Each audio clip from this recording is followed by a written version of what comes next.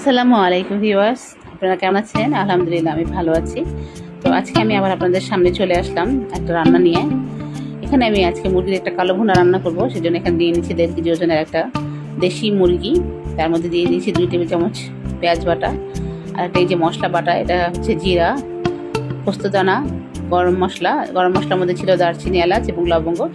সবগুলো উপকরণ আমি একসাথে বেটে নিয়েছিলাম। সেখান থেকে আমি দিয়ে দিচ্ছি প্রায় 1 টেবিল চামচের মতো, আর দিয়ে দিয়েছি 1.5 টেবিল চামচ আদা রসুন বাটা, আর দিয়ে দিচ্ছি হাফ কাপের মতো পেঁয়াজ বেরেস্তা। এরপরে হলুদের গুঁড়ো দিয়ে দিয়েছি 2 চা চামচ, মরিচের গুঁড়ো দিয়ে দিয়েছি 2 চামচ, ধনিয়া গুঁড়ো দিয়ে দিয়েছি 2 চা চামচ,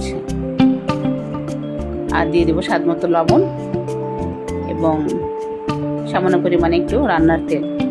এরপরে মুরগিটা আমি ভালো মতো হাত দিয়ে মাখিয়ে নিব। এটা মাখিয়ে আমি প্রায় 1 ঘন্টার মতো ম্যারিনেট করে রেখে দেব।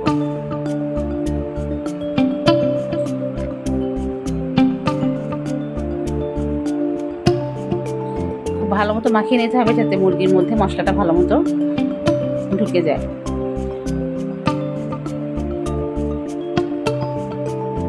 এরপর আমি চুলে একটা কড়াই বসিয়ে দিচ্ছি, তাতে দিয়ে দিচ্ছি কিছু আস্ত গরম মশলা, দারচিনি, এলাচ, লবঙ্গ, তারপরে গোলমরিচ, তেজপাতা।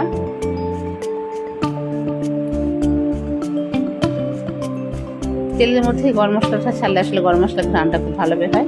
এরপরে দিয়ে দিয়েছি এখানে হাফ কাপের মতো পেঁয়াজ কুচি। তো পেঁয়াজটা যখন আমার একদম লাল লাল করে ভাজা হয়ে যাবে, তখন আমি এই ম্যারিনেট করে রাখা মুরগিটা এই তেলের মধ্যে দিয়ে দেবো এবং বেশ কিছুক্ষণ তেলের মধ্যে এটা 15 মিনিটের মতো আমি এই তেলের মধ্যেই মুরগিটা ভালো মতো কষাবো। কোনো ঝোল দিব না, যেটুকু ঝোল মুরগি থেকে বের হয় পানি, তা দিয়ে আমি মুরগিটা ভালো মতো কষিয়ে নেব। আজকে আমি আসলে রান্না করছি মুরগির কালো ভুনা।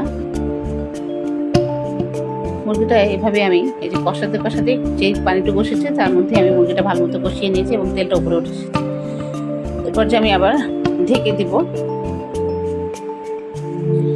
তো এখানে আমি হাফ কাপের মতো পানি দিয়েছি, আমার ভিডিওটা স্কিপ হয়ে গেছে। তারপরে দিয়ে দিয়েছি কয়েকটা কাঁচামরিচ, আর এখানে দিয়ে দেবো একটু চিনি। আসলে চিনি দিলে যে কোনো রান্নায় তার টেস্টটা একটু অন্যরকম হয়। এরপরে এইভাবেই আমি আস্তে আস্তে করে মুরগিটা যখন ঝোলটা শুকিয়ে যাবে, এটা নাড়াল করে রাখতে হবে, তাহলে নিচে লেগে যাবে। তো দেখেন তেলটা উঠে এসেছে এবং পানিটাও শুকিয়ে গেছে। এবার আস্তে আস্তে নাড়তে হবে। নাড়তে নাড়তে যখন ঝোলটা একদম ঘন হয়ে যাবে, মুরগি থেকে ঝোলটা যখন শুকিয়ে যাবে, তখন আমি এটা চুলা থেকে নামিয়ে নেব। একটু গরম মশলা দিয়ে দিয়েছিলাম, গরম মশলা গুঁড়ো আর জিরার গুঁড়ো, সেটাও আমার ভিডিওটা স্কিপ হয়ে গেছে। এরপরে আমি একটা ডিশে ঢেলে নিব। একদম দেখেন কত সুন্দর হয়েছে কালো ভুনা। এভাবে আপনারা মুরগির কালো ভুনা রান্না করে একবার বাসায় খেয়ে দেখতে পারেন। যদি আমার রান্না আপনাদের ভালো লাগে, তাহলে আমার রান্নায় একটা শেয়ার আপনারা কষ্ট করে দিয়ে দিবেন, আর আমার পেজটাকে ফলো করে আমার পাশে থাকবেন। তো এতক্ষণ আমার সাথে থাকার জন্য আপনাদেরকে অনেক ধন্যবাদ। আপনারা ভালো থাকবেন, সুস্থ থাকবেন। আল্লাহ হাফেজ।